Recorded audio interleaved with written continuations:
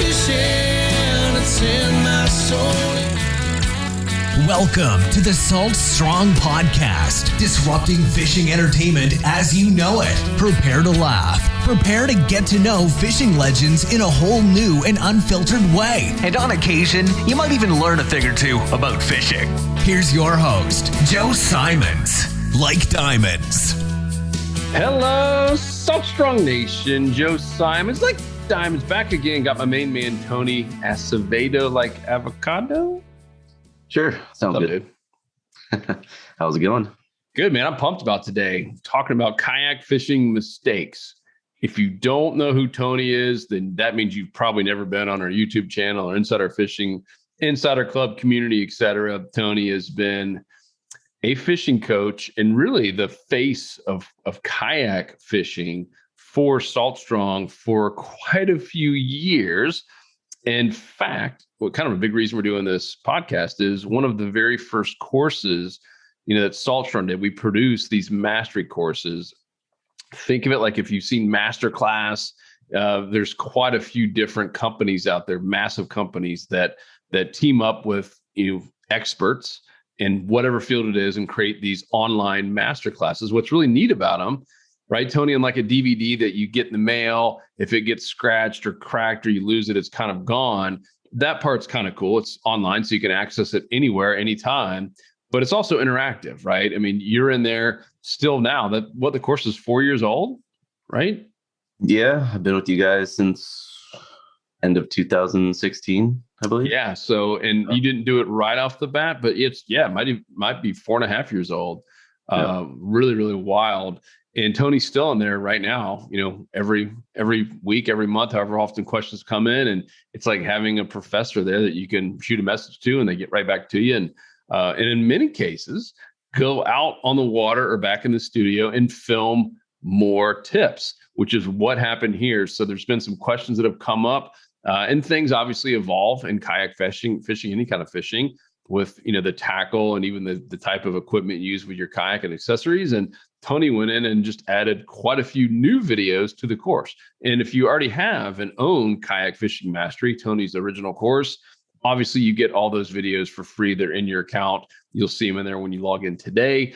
But we wanted to go ahead and do a video/podcast for everyone who is not invested in Tony's kayak course, to talk about just some general mistakes that he keeps seeing over and over again. It's the same stuff we see, just in general, right? Then we're talking about the 90-10. I mean, obviously a focus on spots.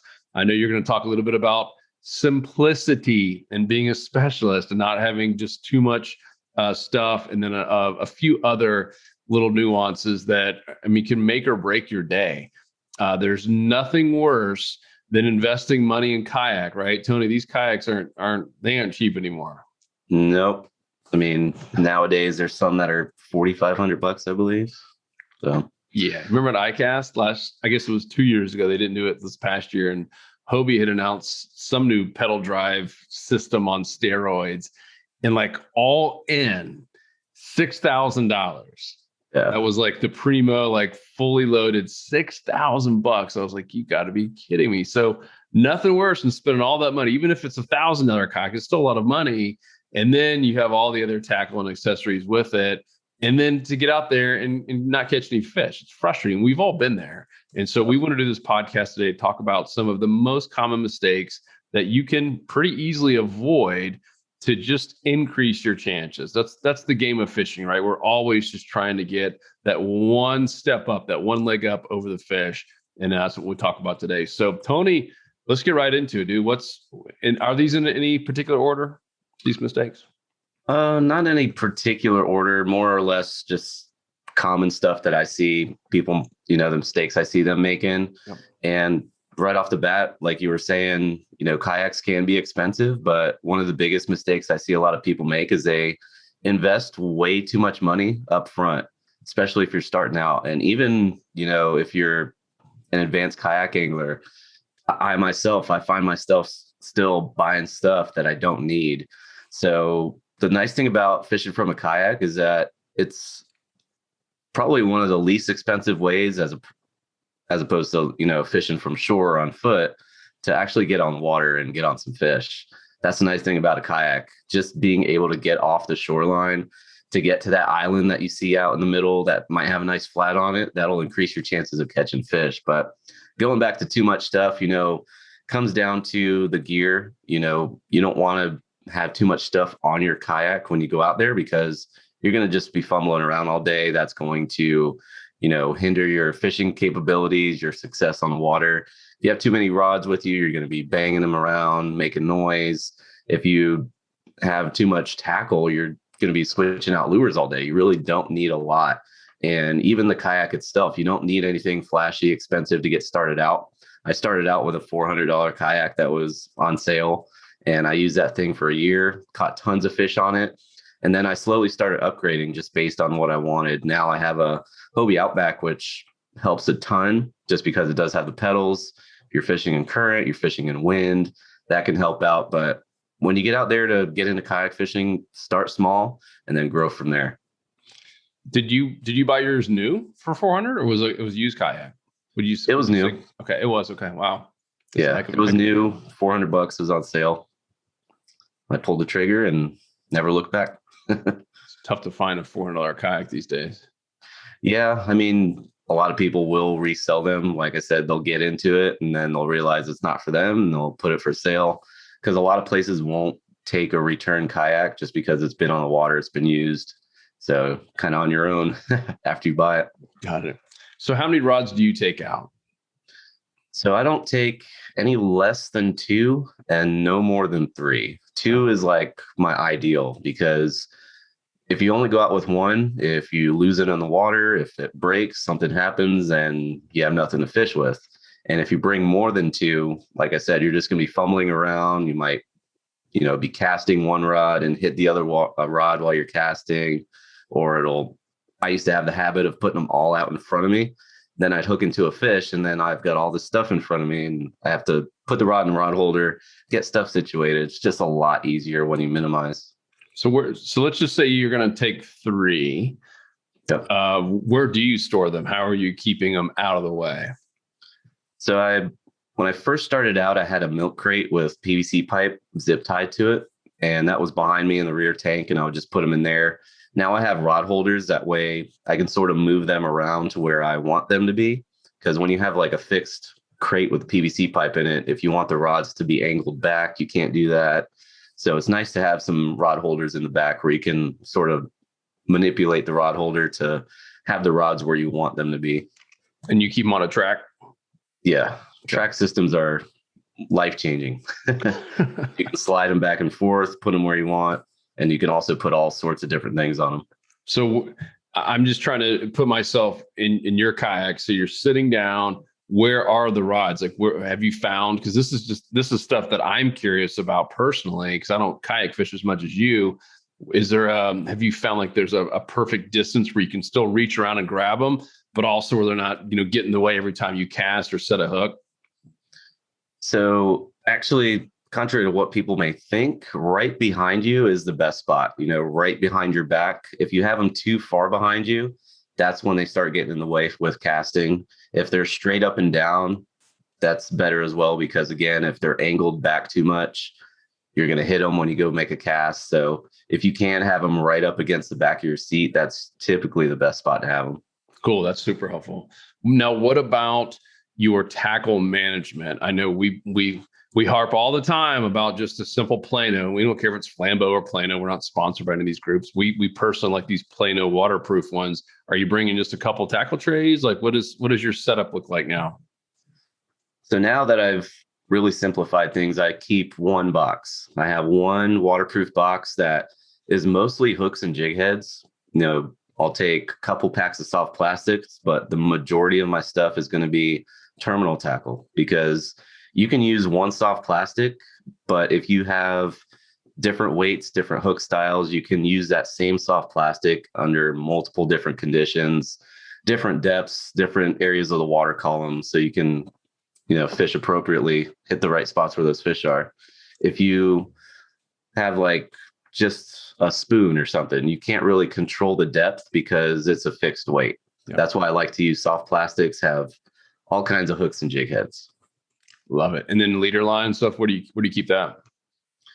I like to keep the little Berkeley Vanish spools because they're really small and they're just easier to keep on the kayak. And I usually have 20 and 30 pound with me, and I keep them in the hatch that's right in front of me. There's a little kind of handy. There's like a little silicone webbing I just slide them into.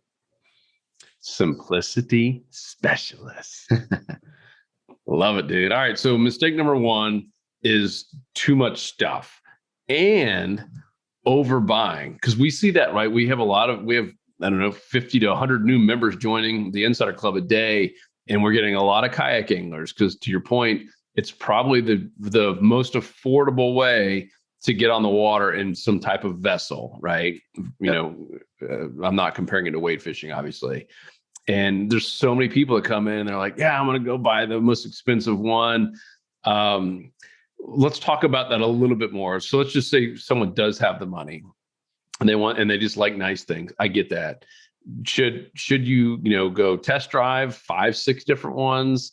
Like what have, because you've been through a ton of kayaks over the years, what have you found to be kind of the best way to do it to make sure you're not stuck with something that you don't really want?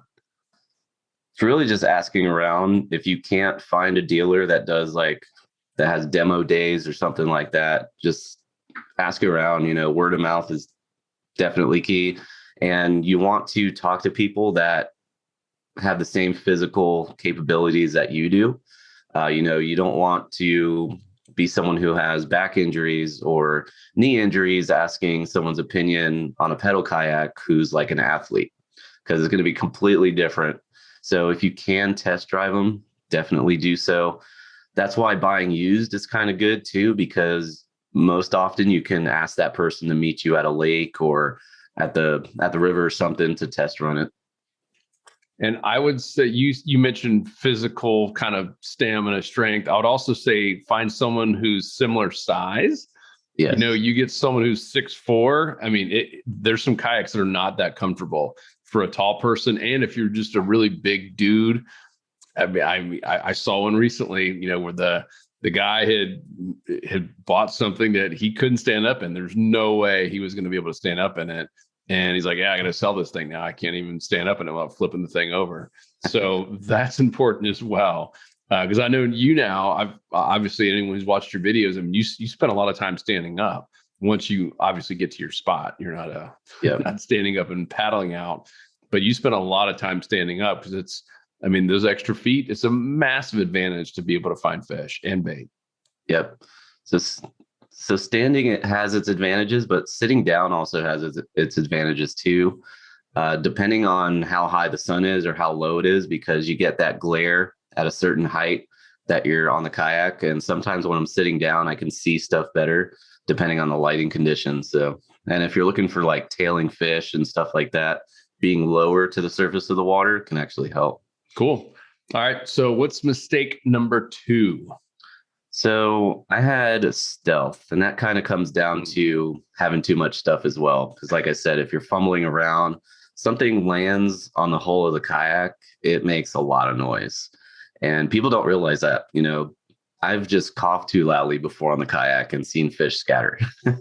So being stealthy on the kayak is very important, especially because of how quiet a kayak can be. When you get into a spot, those fish don't know you're there. Then all of a sudden they hear a pair of pliers drop into the hole, and that can definitely spook the fish. So just be careful what you're doing. If you have to set your paddle down, do it gently. If you have an anchor pin, have somewhere to properly store it without having to make too much noise. Just be very aware of how much noise you're actually making. And with your paddle, because I've made that mistake when I first got into kayak fishing. If you just get a little sloppier, your arms are tired, and that paddle hits the side of the kayak, that is super loud. And obviously putting the paddle down to get you to turn around and get your rod to make a cast. Talk through that a little bit, because I think that's one of the areas I've seen people make the biggest mistake is, you've found your area, you've done your research, you're an insider member, you've spent time on smartfishingtides.com, and you've picked out some good spots. And then all of a sudden you get there and you put your paddle down, or it's not strapped down, it falls in the water and you're fumbling around. Walk someone through what it looks like when you're approaching a spot in a perfect day. Like how far away are you? Like talk kind of through what that looks like. When are you putting your paddle down? Are you strapping it down? I'd love to hear what it looks like in the day of Tony on the water. So when I had mainly a paddle kayak when I first started out, I never really stored the paddle. I always had it within reach. If I'm sitting down, I'll have it in my lap, have my knees slightly bent so it kind of just sits right in my lap, doesn't fall over, and make sure the paddle is the blades are flat. Usually when you're actually paddling from spot to spot, you want to have them feathered. Just makes it a little bit more aerodynamic when you're paddling. Also helps with splash. But keep it flat. That way the blades don't actually smack the water, and that's when they're gonna, paddle's gonna fall in the water and make a bunch of noise.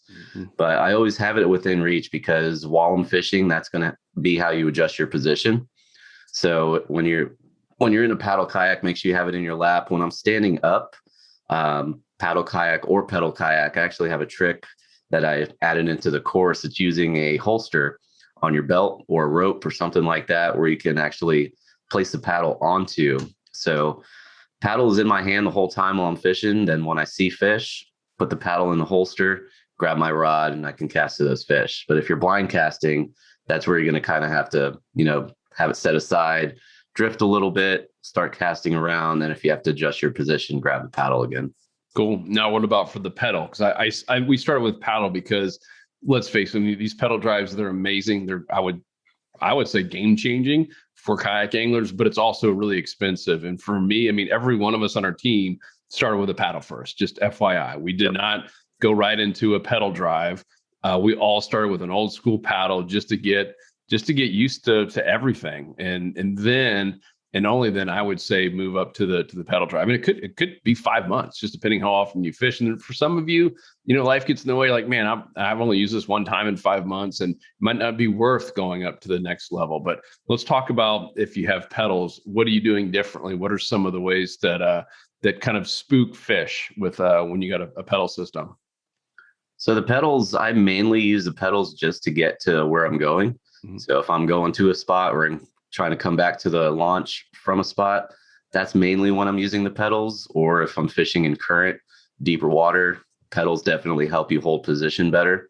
But once I'm at my spot, I'm using the paddle. A lot of people don't bring a paddle with them on a pedal kayak, which is actually another mistake that we can add to the list there. But, the pedals I'm only using to get to my spot. And I did have another kayak that had a pedal drive system that I used in shallow water, and it was just loud. It had a prop on it, and the pedal drives that have the prop are a little bit louder than the ones that have the fin type of system, which is like a Hobie.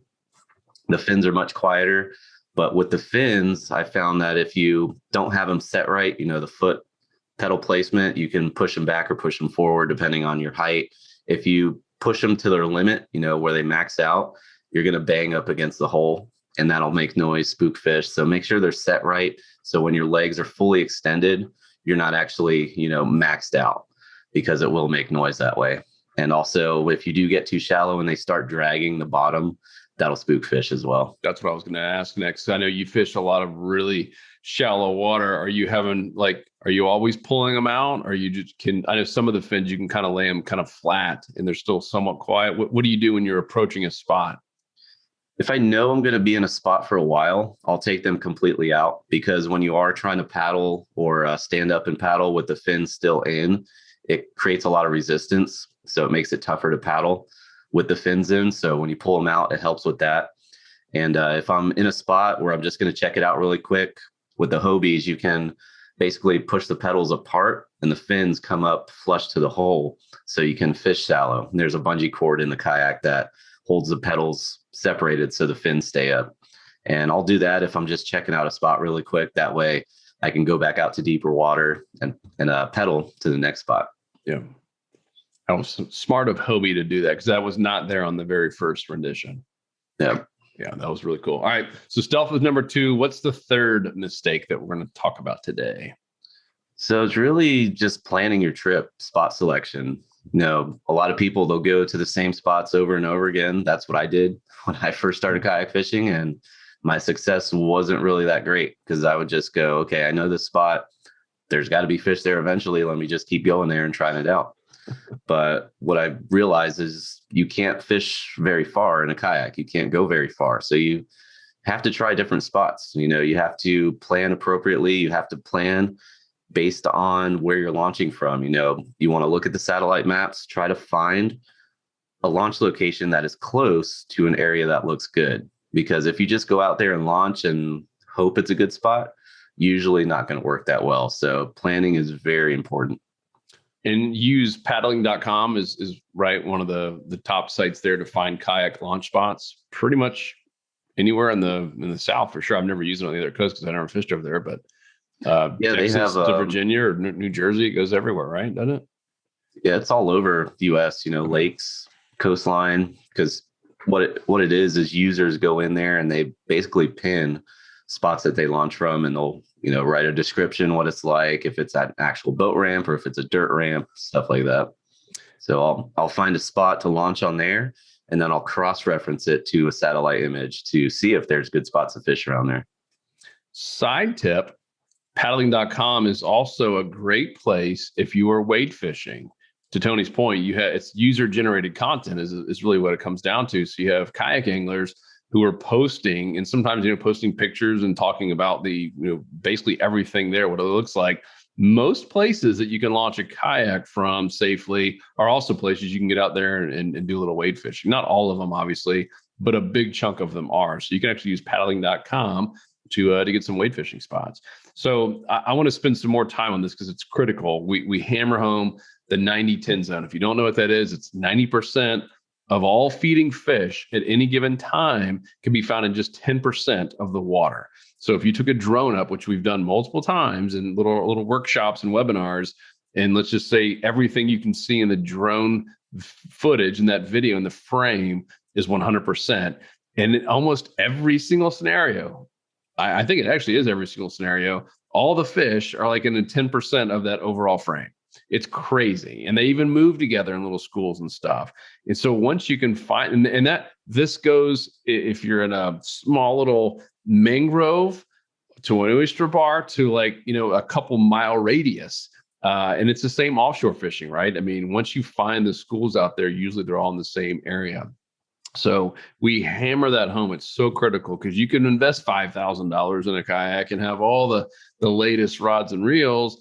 And if you're in a dead zone, you're just not going to catch fish, and it's going to be a long day. And yeah, you might get a little bit of a workout, but we invest in this stuff because we want to catch fish. I know Tony, super competitive. We want to win. We want to catch fish.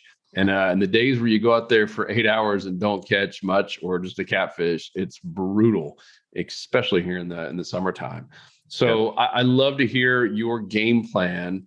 What do you use in terms of, depending on where you are? Obviously, tides can be very important or not as important if you're in the lagoon or where you fish a lot, but you still got wind, which is, a big player.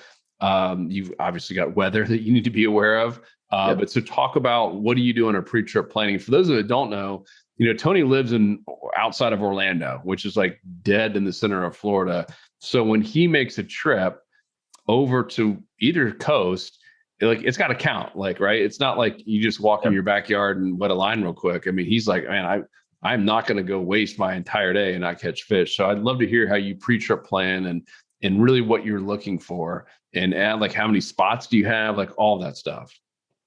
Yeah. So first thing I always look at is the wind. Doesn't matter what time of year it is. I know we teach, in the summertime, you should be looking for areas that are somewhat getting hit by the wind, but I personally like to stay out of the wind throughout all year long, just because it makes it way easier to fish. Yeah. There are some other things you still want to, look for. If you are getting out of the wind, you want that water to be moving. So if you have the wind wrapping around a point, those are the types of areas I'm looking for in the summertime, just because it helps aerate that water, keeps that water moving if it is out of the wind, if you do have wind protection on that shoreline. But as far as the spot itself, I'm looking for an area that I can fish pretty much once I get on the water, because most spots I get to, as soon as I get on the water, I'm going maybe half mile at most, and then I'm going to be fishing the whole time. So you want to look for a spot or a shoreline that has multiple different areas that you can hit along the way. What you don't want to do is pick a spot that only has one thing that looks good, because you might end up wasting your time. Most likely will end up wasting your time in that kind of situation. So make sure you have an area where you can maximize structure. If you have oyster bars that are close to a shoreline and it's surrounded by a grass flat, those are things you want to look for. You don't want to look for a shoreline that just has one little creek coming out of it, because you're probably going to waste your time there. So in addition to that, I'll have multiple launch areas picked out based on the wind. So for example, like how many? Minimum of 3 usually. And I want to have them pretty close to each other. That way, if I do have to load up and go somewhere else, it's not going to, take the whole day to do so. Yep. So me, for example, I fish Mosquito Lagoon, Indian River, Banana River. They all face north to south. So if we have a north or a south wind, it's kind of tough anywhere out there. If we have an east or a west wind, let's say we have a west wind, I'm mostly going to be picking spots that are on a west shoreline, just because you're going to be out of that wind. And just the opposite, east wind, I'll be on the east side. And another thing with the wind too is you don't want to be fighting that wind to get back. What I like to do is fight the wind if I have to get to a spot. And then at the end of the day, I can use that wind to get back when you're tired. So that's what I would be doing. That's great. I want to talk about electronics, because that's another one that comes up a lot.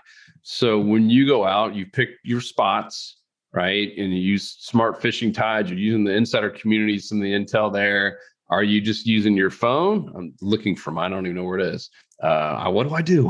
Where's mine? Are you using your phone, or do you actually have some type of electronics, GPS, fish finder?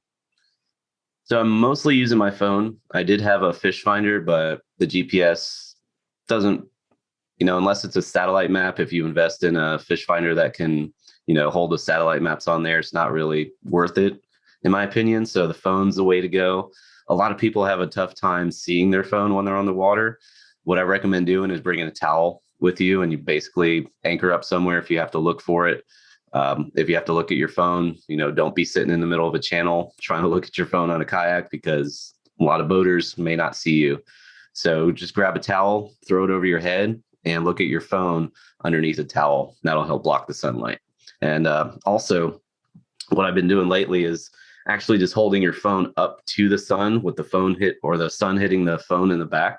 That helps see the screen as well, because it blocks the sun from, hitting the screen. Cool. That's a good one. All right. I want to throw another one out there. This is another mistake while we're talking about phones. It's something about fishing. Some of us are there to go out there and catch dinner. In general, though, I think most people, it's the sport, right? It's the, being out in the water and just being out in nature, and hopefully to get a tight line and catch something. And then you want to document it, right? Because let's face it, no picture of it didn't exist, didn't happen. But one of the biggest mistakes we see all over Instagram, all over Facebook, and even some in our insider community is the horrible pictures that can happen when you're out there fishing by yourself in a kayak. And I know you get this question a lot. What have you found is one of the better ways to avoid the mistake of having a horrible picture where it's, see someone doing a selfie, and it's just even, in most cases better for the fish as well, versus trying to hold up with one hand and take a selfie and flopping everywhere. What have you found is a good way to get great solid pictures? So with the phone, the best thing to do is get yourself a good phone mount for the kayak. Ram Mount sells some really good mounts for your phone, and you have to kind of play with it to get it in the right position. Like you said, you don't want it too close, or you're going to have just the fish's head in the picture with your fingers. So make sure it's far enough away that you can get a good picture. And pretty much all these phones nowadays have timers on them, anywhere from like 5 to 10 seconds. Put it on the 10-second one so you have enough time to get situated. And I believe some phones can get hooked up to like a Bluetooth little remote now too. So if you wanted to snap a picture that way, that can help. But if you have the money, I would highly recommend investing in a GoPro. I mean, when I take my pictures, or the pictures that you see me post, I'm basically just recording video the whole time when I pull the fish up. That way you can hold it different ways, get it back in the water, And then when I get home, I could take screenshots from that video, pull some good pictures out. And also keep a towel handy to keep your lens and your phone and everything clean, dry. That's what messes up most pictures and videos. Yeah, you don't want a big old piece of salt, because that water gets salt water and it dries on there, and it's like, because we've had that happen on our nice camera sometimes. You're like, oh, I didn't see that water spot. Now it's just this big blur. Cool, man. Super helpful. So, if you made it this far and you don't own Kayak Fishing Mastery, I would highly urge you to do it. We could sit here forever and talk about all the mistakes. There's something cool about being in the course. And I think a good analogy is with anything, that you see out there on YouTube. There's great videos. We put out a ton of free content out there on YouTube and Facebook and Instagram, but it's always just pieces, right? And maybe you've been, even with this video, right? I mean, we talked about 3 mistakes, but you still got in the water like, oh man, like, what about this? And what about this? And that's why we come with these master courses. It's like completely comprehensive. Starting a big part of it is finding the right spot. So you get to see some stuff that, we don't share there publicly on how to find great spots for kayak anglers in particular. Then we talk about, the when, right? Meaning in terms of the times of year, moon phases, tides, et cetera. And then a lot of the what, like what to use tackle wise, how to keep it simple. Here's all you really need to know and to use to catch, inshore slams, redfish, speckled trout, snook, et cetera. And then a lot of the how, right? The how to use it to maximize strikes. And so you get all Tony's best stuff. And I think the coolest part, I said earlier, it's interactive. You get to ask questions and you get to see all the other students. I don't know how many tens of thousands of people have bought this course, but it's a high number. Definitely one of our top selling courses, and continues. People buy it every day just because it works. And it's, once again, if you go through it, I think it's 3 hours ish total. Around that, yeah. I think there's over 30 to 40 videos in there. Yep. And so they're all obviously, broken up in anywhere from 5 minutes to, 10 Most of them are not very long. And that way you can get through it quickly, take your notes, and then ask questions if you need to right below every video, and then move on to the next one. So about 3 hours, you're going to get decades worth of kayak fishing knowledge. And if you don't think it's great, we have 100% money back guarantee on it. Anytime in the first year, if you don't think, man, like this is the best money I've ever spent on kayak fishing, and it's taking your game up a level, if that doesn't happen, then shoot, we'll give you your money back. No questions asked. But we know you're going to love it. Tens of thousands of other inshore anglers have invested in it and absolutely loved it. And it's pretty awesome. And it's all at saltstrong.com. I believe it's /product. Shame on me, I don't have that in front of me. But if you go to saltstrong.com, up at the top, you'll see products, and then it's under courses. And then you see all of our mastery courses there, and just look for the one with it's a green cover, right, Tony, with the kayaks on it? Yep. It's Kayak Fishing Mastery. Kayak Fishing Mastery. And obviously, if you're watching this on the YouTube or listening via podcast or on our blog, we will put a link in the show notes. And you can get in there today. Instant access. And once again, it is interactive online. You can use it, watch it, even while you're out in the water, which is pretty cool. Because anywhere there's internet, you can watch this thing and watch it over and over and over again. You get lifetime access, which is another cool piece. So once again, the people who bought it 4 years ago are still getting all the free updates today. So once you're in there for life. Yep. Nice thing about it too, like you said, when you ask a question on a video, come straight to my email. I get in there, answer it for you. So it's almost direct access to me. It's like having Tony in your back pocket, but without that uncomfortable feeling with all his muscles. Cool, man. Well, this is good, dude. I'm pumped to go see the changes as well. I know you've been working on a lot of these new videos for a while, so I'm going to go check them out myself. I haven't even seen them yet. So sounds good. Still adding to the list as well. So Kayak Fishing Mastery. Yeah. And speaking of that, if you currently do own it and there's anything you want us to go out there and film, let us know. We love going out and adding on to these. We did the same thing with the Inshore Slammer. That's another one of our, so Inshore Slammer, Redfish Mastery, and the Kayak Fishing Mastery are our top 3 sellers. Insiders now, if you're an insider member, you get a couple of courses for free, not those. But in terms of people like actually investing real hard earned money into those courses, those are the 3. And we've made updates to all of them. The Kayak Fishing Mastery happens to be the latest and greatest. So go check it out if you already have access to that. If you've bought it in the past, and if not, get in there today and then ask questions. Let us know if there's anything you want us to go out there and film. We would be glad to do it. So Tony, this is super helpful. I know you cover a lot more of the kind of big mistakes. A lot of it is in positioning as well.